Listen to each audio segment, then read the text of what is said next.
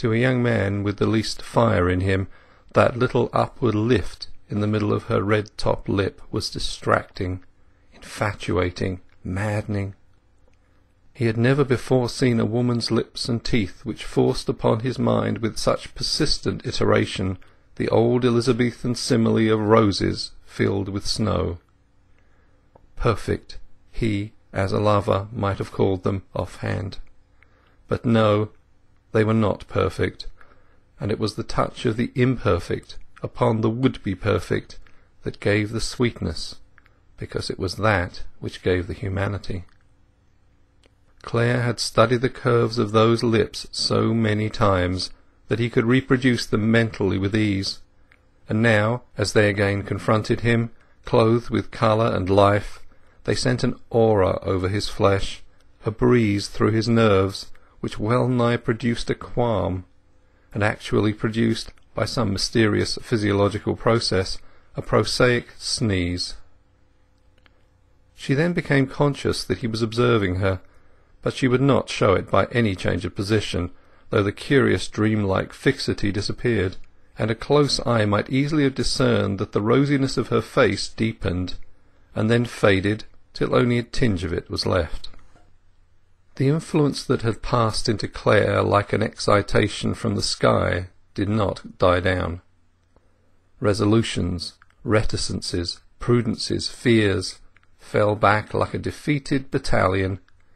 He jumped up from his seat, and leaving his pail to be kicked over if the milcher had such a mind, went quickly toward the desire of his eyes, and kneeling down beside her, clasped her in his arms. Tess was taken completely by surprise, and she yielded to his embrace with unreflecting inevitableness. Having seen that it was really her lover who had advanced, and no one else, her lips parted, and she sank upon him in her momentary joy, with something like a very ecstatic cry. He had been on the point of kissing that too tempting mouth, but he had checked himself for tender conscience' sake. "Forgive me, Tess, dear," he whispered. "I ought to have asked. I did not know what I was doing. I do not mean it as a liberty. I am devoted to you, Tessie, dearest, in all sincerity." Old Pretty by this time had looked round, puzzled, and seeing two people crouching under her where, by immemorial custom, there should have been only one, lifted her hind leg crossly. "She's angry. She doesn't know what we mean. She'll kick over the milk," exclaimed Tess, gently striving to be free herself, her eyes concerned with the quadruped's action, her heart more deeply concerned with herself and Clare. She slipped up from her seat, and they stood together, his arm still encircling her. Tess's eyes, fixed on distance, began to fill. "Why do you cry, my darling?" he said. "Oh, I don't know," she murmured. As she saw and felt more clearly the position she was in, she became agitated and tried to withdraw.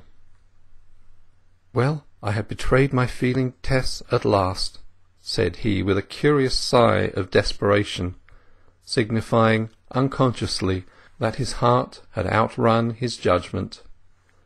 "That I love you dearly, and truly I need not say. But it shall go no further now. It distresses you. I am surprised as you are. You will not think I have presumed upon your defencelessness, being too quick and unreflecting, will you?" "I can't tell." He had allowed her to free herself, and in a minute or two the milking of each was resumed. Nobody had beheld the gravitation of the two into one, and when the dairyman came round by that screened nook a few minutes later, there was not a sign to reveal that the markedly sundered pair were more to each other than mere acquaintance.